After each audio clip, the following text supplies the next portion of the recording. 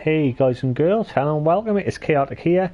We're going to be looking at the Shrine of Secrets from today the 10th of October till the 17th of October. It's quite a better week than we had for a few weeks. So let's have a look what we got first. Your first killer perk is a nightmare perk, also known as Freddy Krueger. It's called Blood Warden, quite a nice perk. As soon as an exit gate is opened, the Blood Warden is activated. The auras of any survivors located within exit areas are revealed to you.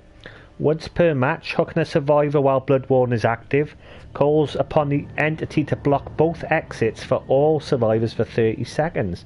So if they've opened the gates and they haven't escaped and they're messing around, if you can get one, down them, put them on a hook. Blood Warden will activate and it'll block the doors for 30 seconds. If you can get Blood Warden up to tier 3, it's actually 60 seconds, so they cannot escape for a whole minute. So that's a nice perk, nice end game perk. And your first survivor perk is a Dwight Fairfield perk called Bond, 2000 shards. Unlocks potentially one's aura abilities. Allies' auras are revealed to you when they're within a 12 meter range. Tier 1 Bond, not so great, 12 meters. You get Bond up to tier 3. It's actually a 36 meter range. You can see your teammates when they're within the 36 meter.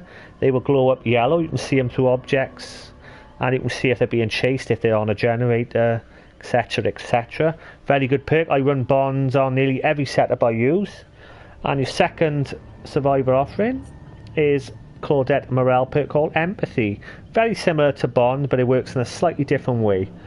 Unlocks potential in one's aura ability. Dying or injured allies' auras are revealed to you when within a 32 meter range. So at tier 1, Empathy has a 32 meter range, so it's quite decent. If you can get Empathy up to tier 3, it's an unlimited range.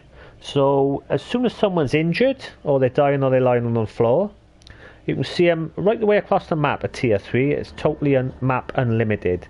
So if someone's taken a hit and they're being chased, or they run off to escape the killer and heal up, Empathy will show you their aura, but you won't see them unless they're injured or downed. That's the difference between Empathy and Bond. And that's 2000 shards.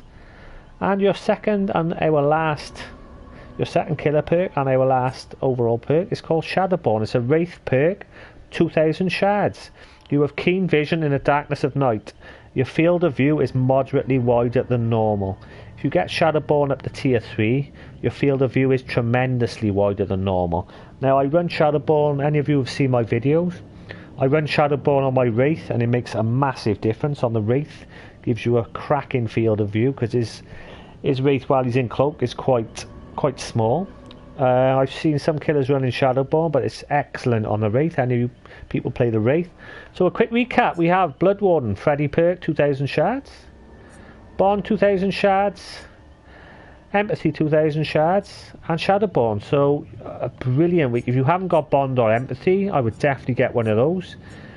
Depends on what your playstyle is, whether you want to see auras whether they're injured or not within 36 meter, or you want unlimited range of people who are injured or downed for Empathy.